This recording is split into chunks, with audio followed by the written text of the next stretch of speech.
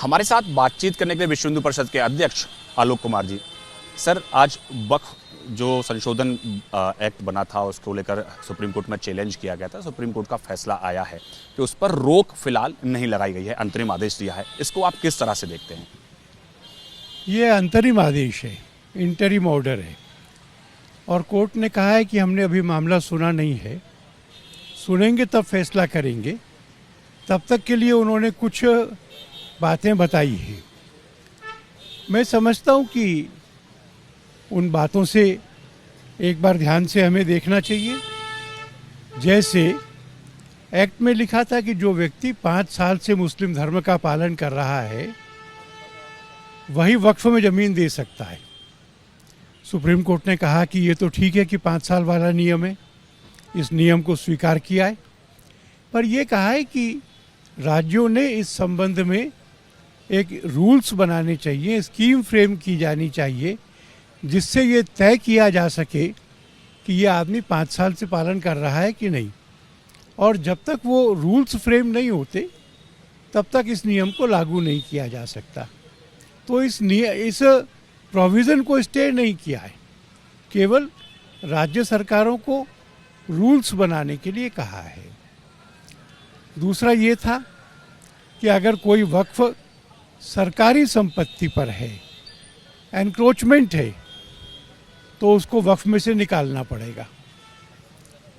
यह तय करने की जिम्मेवारी कलेक्टर को दी गई थी।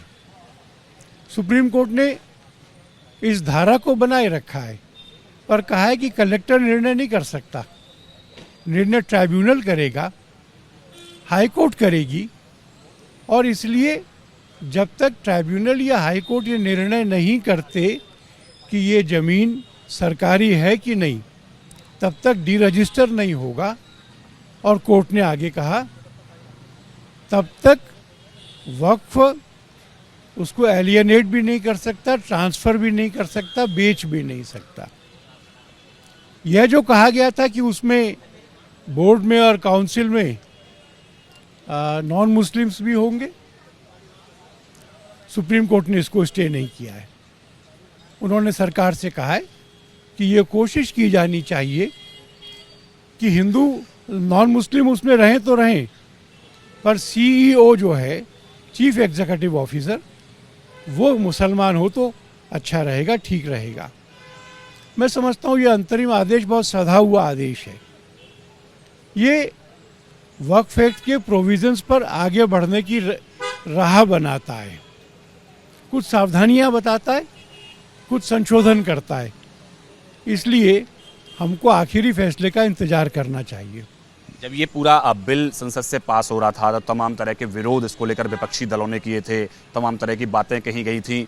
अब उसके बाद में फिर सुप्रीम कोर्ट में मामला गया। सुप्रीम कोर्ट में हालांकि शुरुआती दौर में इसकी सुनवाई हुई, रोक की मांग की गई। सुप्रीम कोर्ट ने इस पर स्टे नहीं लगाया है। हालांकि कुछ इसमें बदलाव का ऑर्डर उन्होंने दिया है कि जब तक पूरी सुनवाई नहीं होती तो बदलाव किया जाए।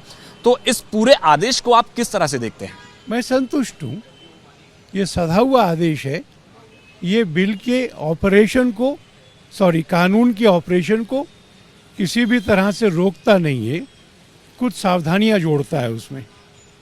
विपक्षी दलों ने कई सारे आरोप भी उस समय सरकार के ऊपर लगाए थे कि आप उसमें इंटरफेयर करने की कोशिश कर रहे हैं, धार्मिक जो रीति रिवाज है उसमें आप घुसने की कोशिश कर रहे हैं। इस आदेश के बाद उन सब जो आरोपों को कैसे देखते हैं आप? मैं मानता हूं कि वो आरोप ईमानदार नहीं थे। ये एक्ट मुस्लिम समाज के पक्ष में था।